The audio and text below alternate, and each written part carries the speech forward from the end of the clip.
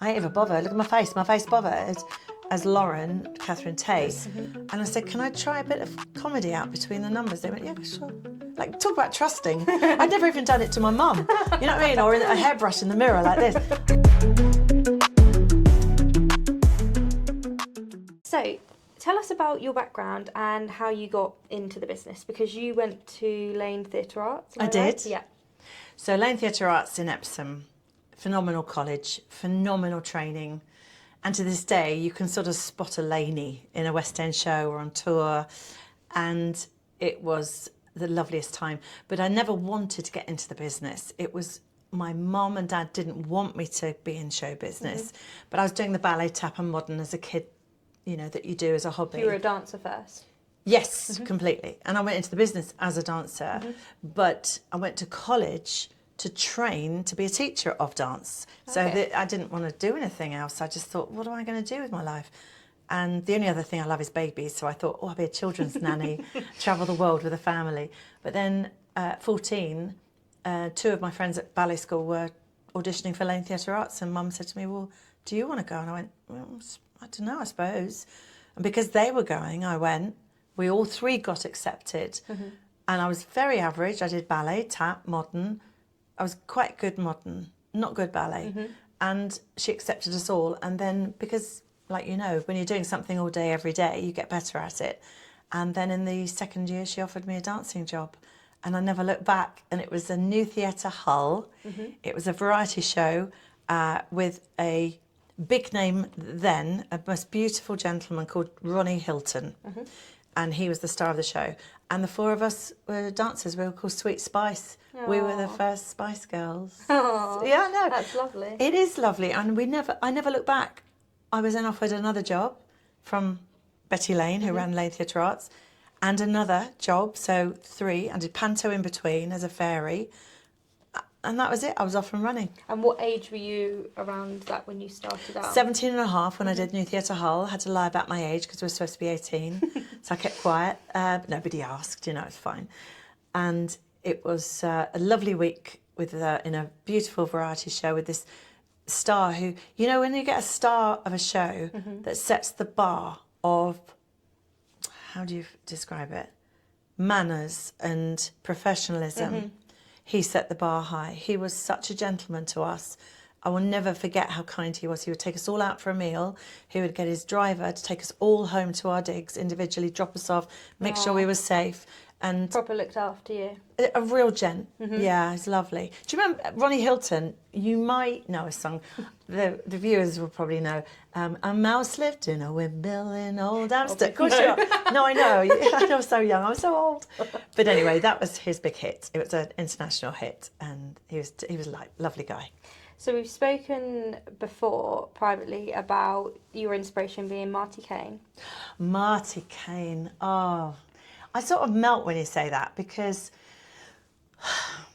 it was a pivotal moment. There was 2 pivotal moments in my life. One was Marty Kane, I'll explain why, and the other one was sing the musical A Chorus Line, age 15. And I'd already been accepted to go to Lane Theatre Arts, but still didn't know what my future was going to be. I was going to teach dance, I thought. And I saw A Chorus Line and I went, Unreal. I couldn't speak after it. It was emotionally draining, and I knew that I'd hit on something special. And then seeing Marty Kane in Cabaret when I was a dancer in the same venue, I just was absolutely completely gobsmacked. Got to know her that week. She was divine. And then consequently became her biggest fan and realised you could combine comedy and glamour. And I hadn't seen that before. And I went, oh gosh, how did... Anyway, years and years later, a whole story later, I developed that. I'm not saying I'm glamorous, I'm just saying I developed that you didn't have to look stupid to be funny. And I think of her every time. Yeah, she was an incredibly lovely person and taken far too soon.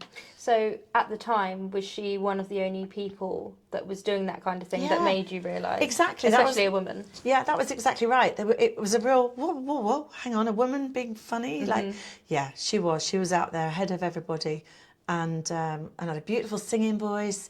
She had a TV show on a Saturday night, an album in the charts. She was a force to be reckoned with, but the most beautiful, down-to-earth person ever as well. Everyone adored her. So would you say that's where the comedy came from, like your inspiration for getting into comedy? Yeah, and I never did think anything of it. I was I'd be promoted from a dancer I started with Ken Dodd at the London Palladium. I was the London Palladium I did, but after a stint in Blackpool, and I was a dancer, a few jobs, and then became a singer dancer. So that's called a soubrette, which is an old-fashioned variety term for a singer-dancer. So I did a lot of seasons as a soubrette. So I would be the front girl, still dancing like a dancer, but singing with the dancers with me. Yeah. Like you get in Panto with Cinderella, singing a song with everybody. It's that sort of thing.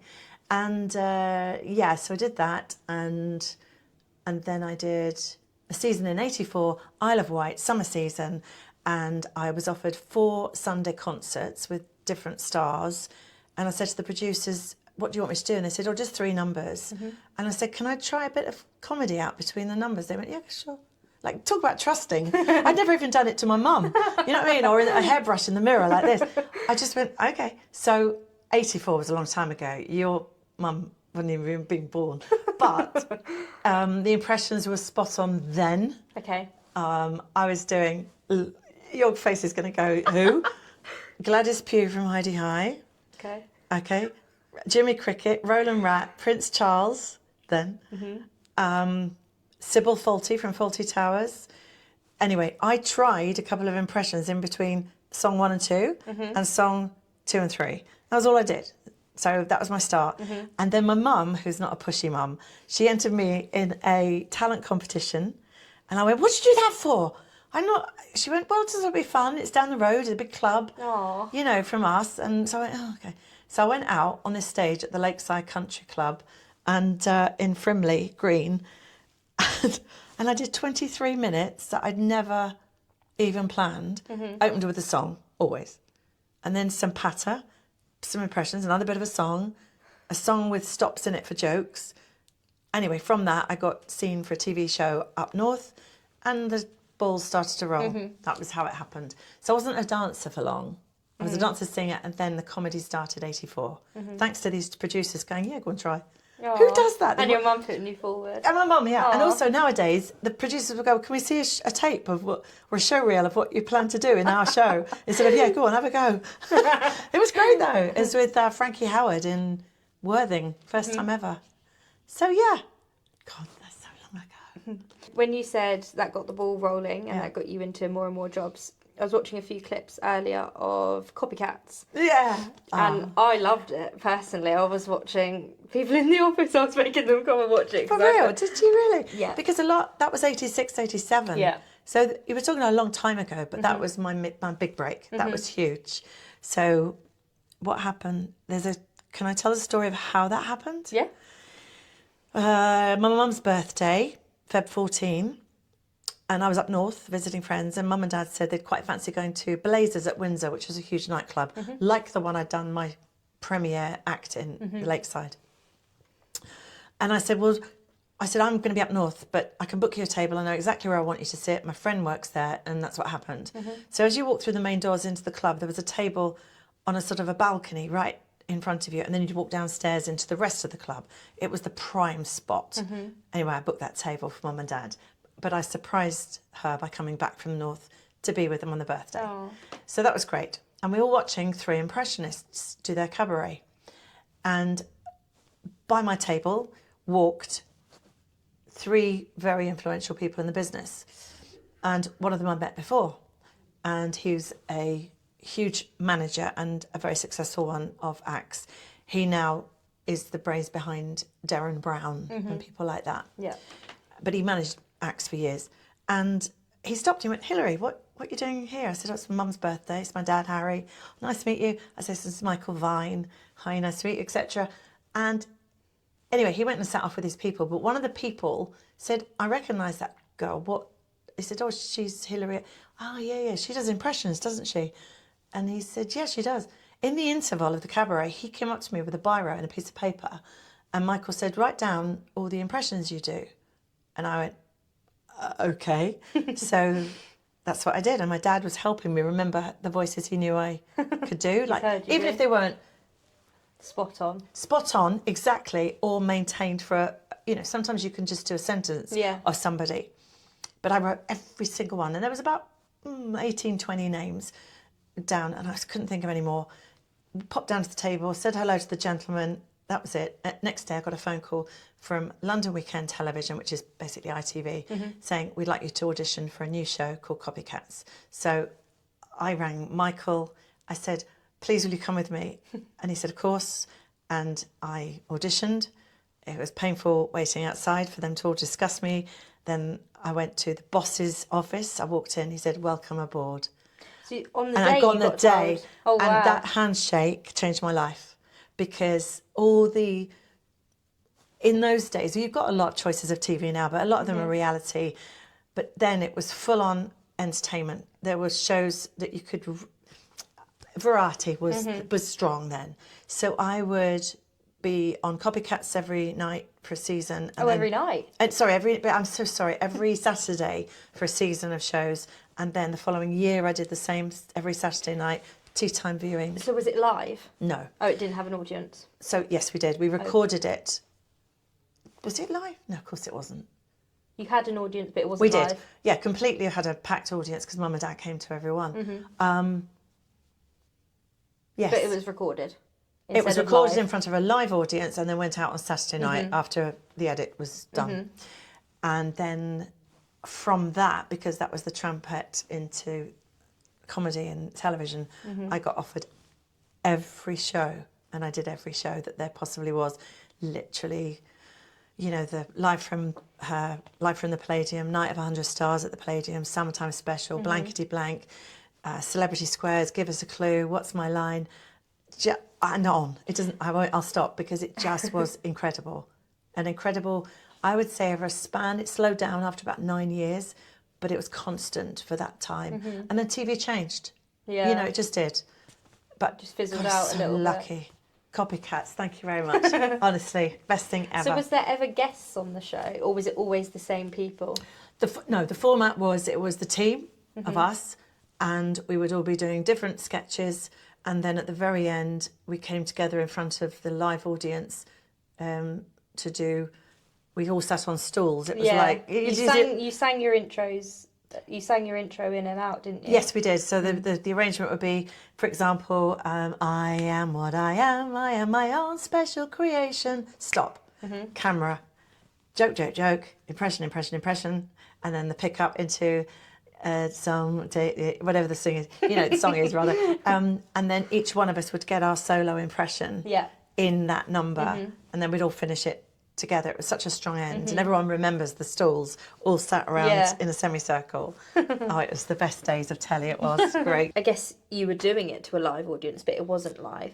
But what is your favourite thing about performing to a live audience? Oh, right. So I did just hold on to that thought, because I did four live TV shows. I was in a group called Stut Spare Cats, a 4-part harmony group years ago, and we were live from our West End show at the Phoenix Theatre with the Russell Harty show. He was a chat show, a bit like Graham Norton is now. Yeah. He was huge then, and he did his whole show from our show. So that was live. And then I did live from the Palladium. The most nerve-wracking thing, knowing that 22 million people were watching. Yeah, that's crazy. The numbers, aren't they? Because, of course, you didn't have all the channels then. Yeah. Well, I think if that was me, I'd rather not know the number. Because otherwise, that's what you focus on. Well, I was a fan of the isn't it? show, so I knew what the numbers were. So the whole Copycats were doing it. And it was Jimmy Tarbuck who hosted the show every week. And there was this beaded curtain that used to be always there with jewelled strips down it, that I would just see at home going, who's he going to introduce? And all the new names at the time were like the Brian Connolly, Shane Ritchie, Bradley Walsh, Bobby Davro, And I was like, oh, who is it this week, when I sat at home? And it was us that week. So I'm sat on a stool. Behind the curtain. Behind the curtain, waiting to do. Funnily enough, we did I Am What I Am. And I don't think I've ever been that nervous. The feeling of, don't get it wrong, don't get it wrong, don't get it wrong. But I actually thought worse than that. Obviously, I can't say it on air. Don't it up. And then he came out in front of the beaded curtain that I was always looking at. Now I'm sat behind it. But live audiences, there is nothing to compare. TV's beautiful. I don't doubt I've had my time on telly. I think getting a live reaction, like I was speaking to Stephen and Martin in the first episode, especially to Stephen saying, with TV, you won't know the final result until it's out, and that's it. Then it's already out. Whereas, like whether it's comedy or you're acting or whatever, you know what lands then and there, and then you can go forward with that. And I think knowing how people feel then and there makes it. It's exceptional. It's a drug.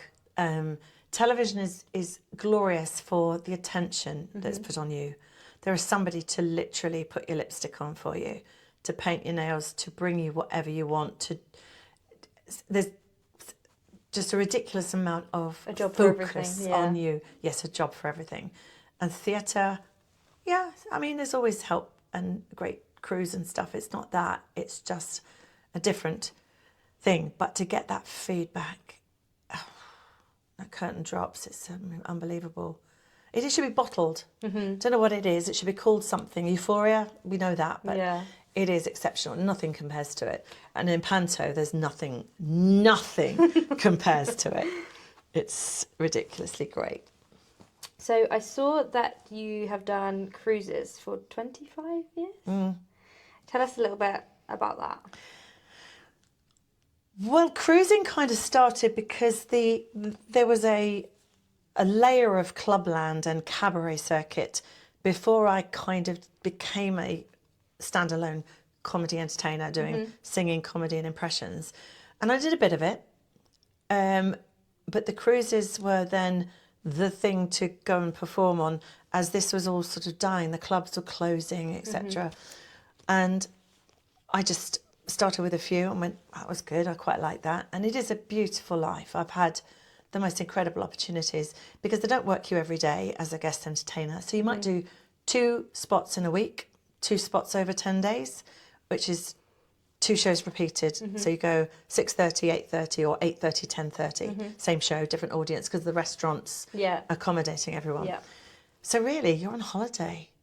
You know, you go and get your fridge magnets in the Caribbean and you have the life of travel and everything whilst working. I've literally been to the Arctic, the Antarctic and everywhere with the port.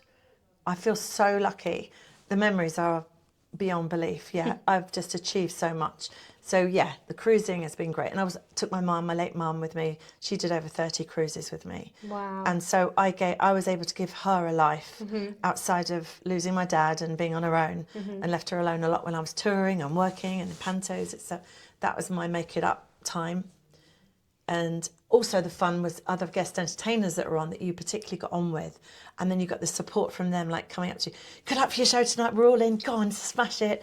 And then going around to the theatre afterwards saying, yay, should we go for a drink? And there's that camaraderie of support with guest ents and some to this day are my best friends. Because you're never on with anyone who's similar to you, obviously. So you might get a violinist or a magician on with you. And that's why so many of my friends are musical or magical. I've got within the arts. Exactly, because we did so many years cruising together. And I love magic anyway. So that leads me on to my next thing. I was going to say, working with a lot of people and making a lot of friends. So you have, this is your 42nd or 43rd Panto? I need to sit and think about it. I think it's 42. Okay. Yeah, roughly. I have a little picture of you. Okay. I'll put it on the screen for them to see. Okay, we can all enjoy.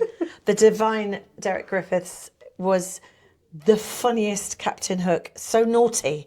He is so naughty because he makes you laugh. Divine Chris Jarvis, who I'm still in touch with. Yes, Peter Pan. Can't say I enjoyed flying. I hurt myself flying. Really? Yeah. I did that. Was at the Hexagon, wasn't Hexagon Reading, and I remember being in the air and putting my arm up. All I did was that with a nice floaty arm because I'm a dancer. And I did that in the air and felt something go around my back, and I pulled all my intercostal muscles around my ribs, and I had to do the show on 12 Nurofen a day to get me through, and everyone had to dress me. Literally put my tights on, the harness, everything. So when was this? 80... Posters are never... Oh, hang on. Does it say? It does. 2000. 9th of... It says... 11th of December 1999 to 9th of Jan 2000. Yeah. So posters are normally not marked with a year, because I've got them at home for all over the years, my favourite posters of shows. And Mum, bless her, just put a little baby label on the bottom of the right-hand corner of each bit of glass saying, you know, what year it was, because they don't date them very often. They do nowadays. Do they? They do, yeah. Interesting. Okay. Because we have a lot of programmes upstairs that don't, and then we have to look it up when it was here. But then now that, like, on posters and programmes, we have the dates on it. Good. It's nice to hear. Yeah, that was a very happy show. We just spent our time completely convulsed laughing. One of the scenes with my lovely friend, who's my dearest friend now, Jo Michaels, she's just done pantomime in Wimborne. She was Tinkerbell. I call her Tinky Mouse, Tinkerbell. And every day we were backstage, all of us, and she had a scene with Captain Hook, Derek Griffiths. And if anyone was talking backstage, we'd go, shh, shh. So we could listen, because all we could hear was her trying to speak, because he made her laugh so much. And all she could hear was that, oh, but she squeaked. And he goes, what? I've done nothing. Oh, he was so naughty. Love seeing that. Thank you for that. Out of all of the pantos that you've done, what, and you don't have to... It's all right. I don't mean places, I mean shows. What's your favourite panto to do? To do? Well, as I'm older now, I did all the boy parts. You know, I was Dandini, I was Jack, I was Aladdin many, many times. And I played the girl part, Cinderella. I've been Baddie, Evil Queen, Wicked Fairy, Fairy Godmother, obviously recently still in my blood from playing Windsor. I'm really loving the fairy good parts and mixing it with the comedy. And I also absolutely love playing Spirit of the Ring with my fabulous Abanazas over the years, Sean Williamson, Carl Howman, Nigel Havers, just dreamy Abanazas who let me be and get in my impressions. So I'd explain, if you give me this line, that would great, and they go, yeah, anything you want. They were also generous. Whatever works for you. Oh gosh, yeah, they were just great. They let those moments, all I need are little moments to sort of go, that's what I'm here for. And they were also generous and a huge fun to work with. So I say Slave of the Ring in Aladdin, but my favourite pantomime is Cinderella. There's nothing to beat it for me. I've been Jack in Jack and the Beanstalk. So Done everything. I have actually. Is there one you haven't? No, I've been Robin Hood. You've really done them all. I really have, you know. Puss in Boots, years ago. Yeah, I literally have, I think, done them all. Gosh. So what is it you love about panto that makes you do the next one? I'm a real traditionalist and I love the art of panto, and it is an art, and I love people taking it seriously. And the joy of Windsor in this particular theatre is that that's exactly what it is. It is totally, it feels like the home of panto, right here, as you can see, this beautiful auditorium, because it's taken seriously, which sounds a bit, but it is.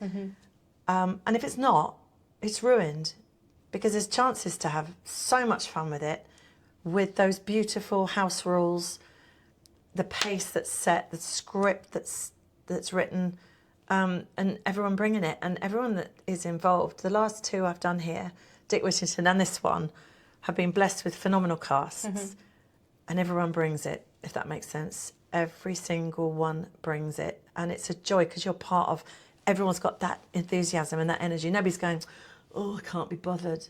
Because if I heard that, I would just go, off my Christmas card list, thank you. Because why would you, oh, it's a joy. And also, when I was a solo act for years and years, cruising, touring, my favourite time of year was downing tools and unpacking my case. And that's why I make such a fuss in my dressing room. And that's why I make mini home / grotto. Yeah, because you're here for such a long time as well. But I get a It chance. becomes your second home, doesn't it? I spend more time in here than my digs. I'm the first in, the last out. It's my favourite. Yeah, I do. I love that. I love and also, and everyone says this, I love being part of a child's wonder when they literally are, you catch their eyes and they're like in awe and in wonderment. And there's very little in the world to enjoy at the moment. And this panto, whichever panto you do, that's a pocket of magic. Mm-hmm. You know, we've got to go out into the real world in a minute. You know, good luck with that. But long may it rain. Mm-hmm. It's the best. Because I guess you never know that could be their moment, that they're like, yeah, I want to do that. Yeah. That could click in their brain. You could be that for them. Exactly right. And we did a meet and greet while we were here in Panto with a fantastically organised, relaxed performance from Martin Cabell-Reid, who's Kevin Cruz and his foundation, plus the theatre as well, and Anne-Marie organising it together. And for the first time we went out and we met the audience. Mm-hmm.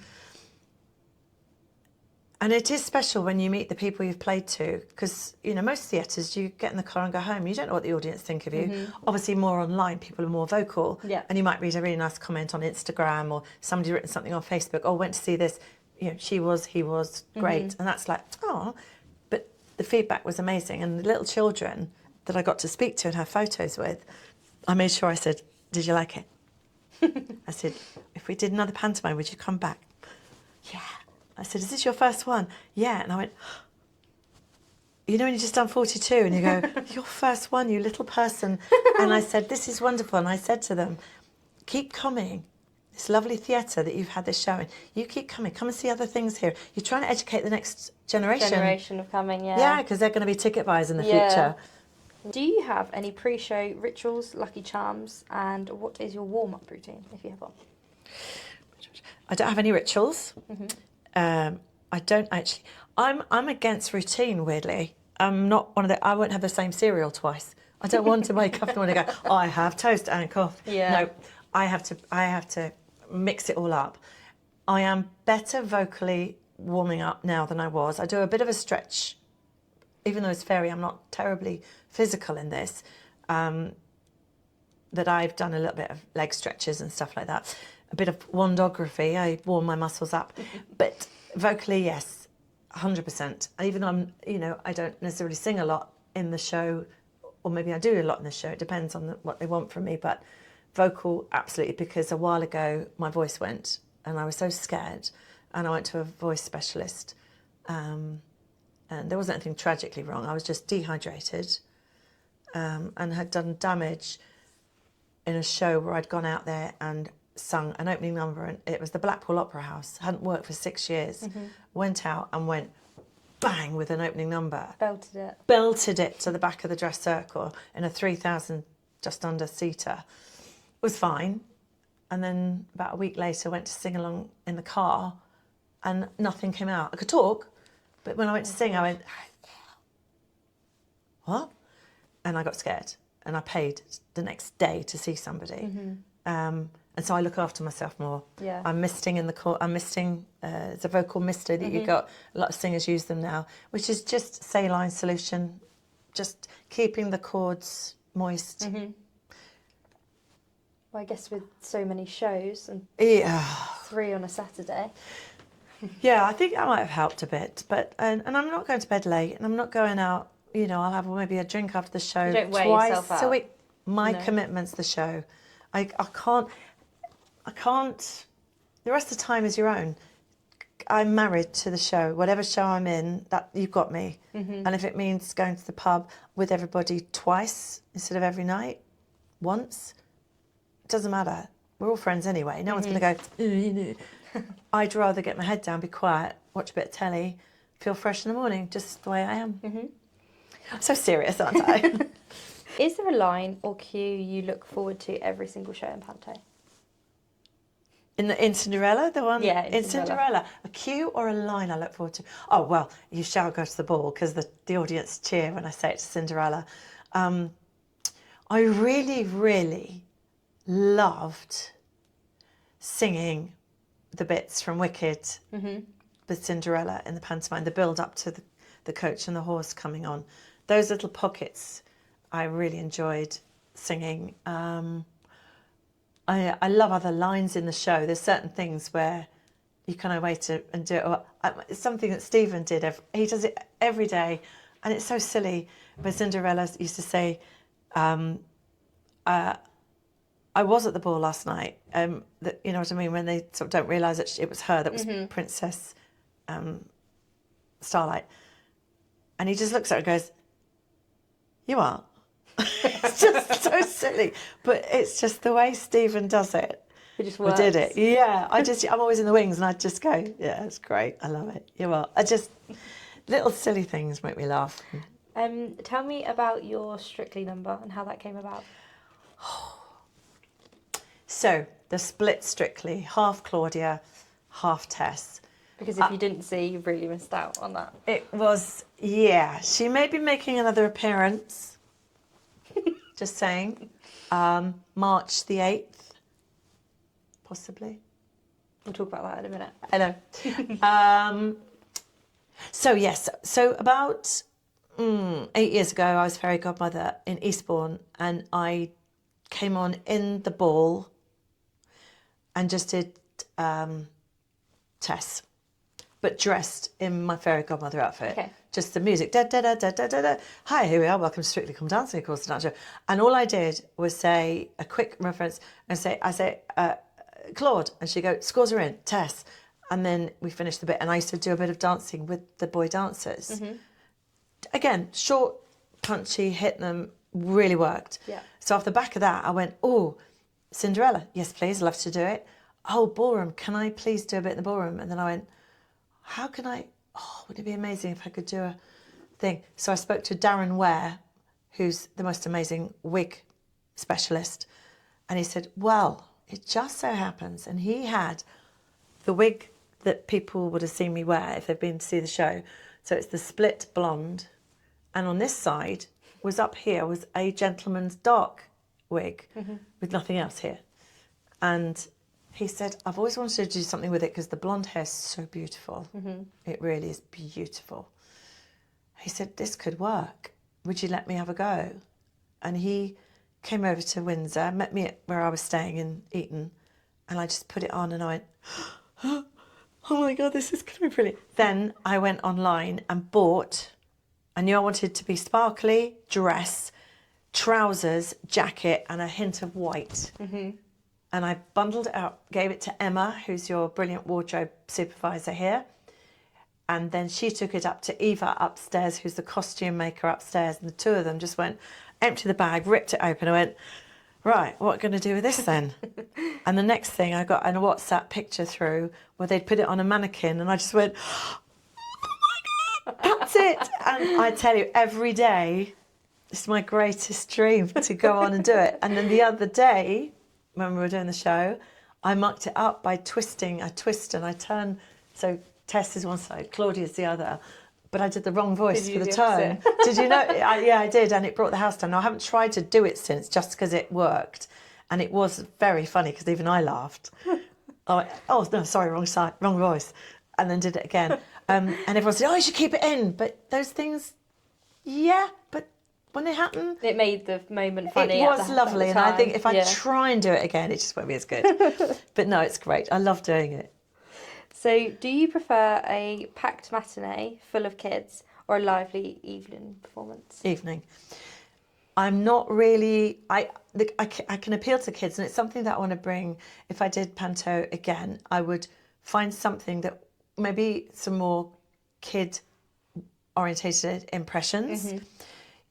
I can't think of what at the moment, but but what I do, they like the fairy, and I'm a bit funny, and they just go with that. But if they don't know who I was doing last year, I was doing Gavin and Stacey. How's it going? I don't know whether the kids saw it or not, but they liked it because I was arguing with Lynn Paul as the baddie. So anything I did, and if I did, am I bothered though? I ain't ever bothered. Look at my face bothered.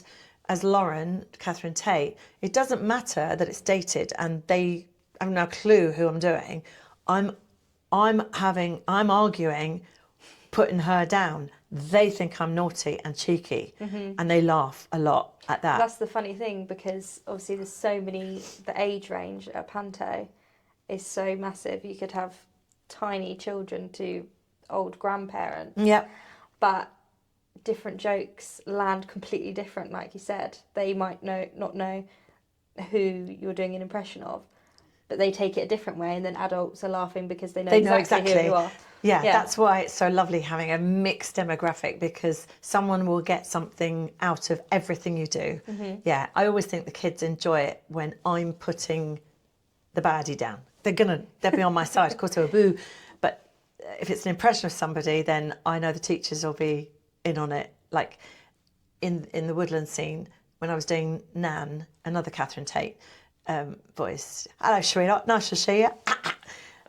I'm an old woman. The kids would just think you have a funny voice. Yeah. But we're just sort of enjoying it. But the teachers and in the school parties, it was lovely, because I just knew, you're on my, you know what I'm doing. You just hear the individual laughs for them. Yeah, no, it's always worth it.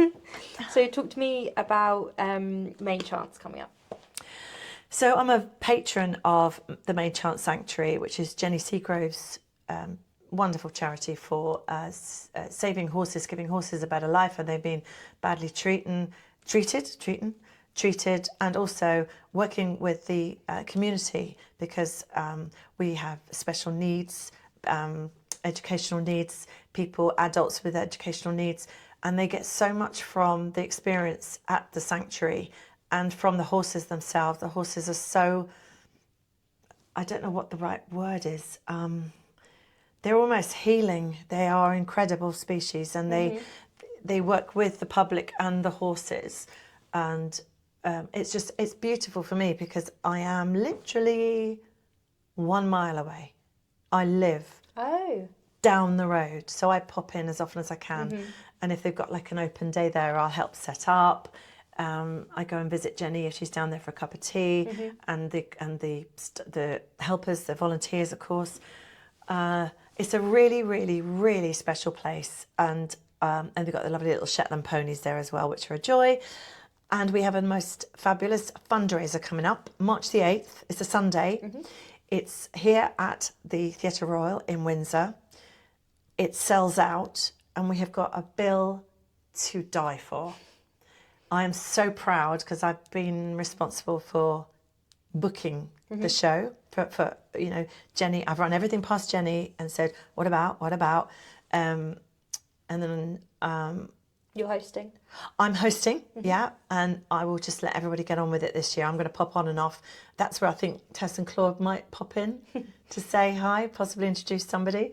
So we're still waiting for one more act, possibly, but we've got a packed show.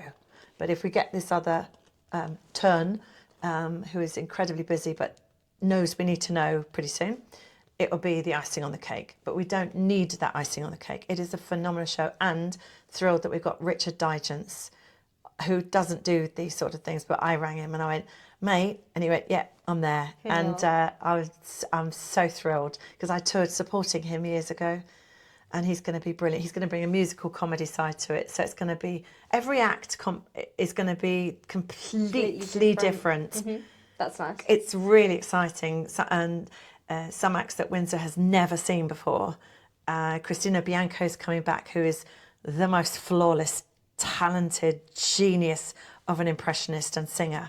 She's so excited. She went, oh my God, I'm there. I'm so excited to come back. She's American, by the way. And yes, it's on sale now. And I even tried to get tickets just now. And I said, are they? No, gone. What about the row that they're gone? I went, okay, we haven't even put it out there yet. And it's selling really fast. So, and it's all for charity. So that's looking forward to coming back. Not that long to go. No, March the 8th. March the 8th. So thank you so much. Thank you for having being me. my guest today. Thanks for all you do at the theatre as well. You're amazing. Thank you so much.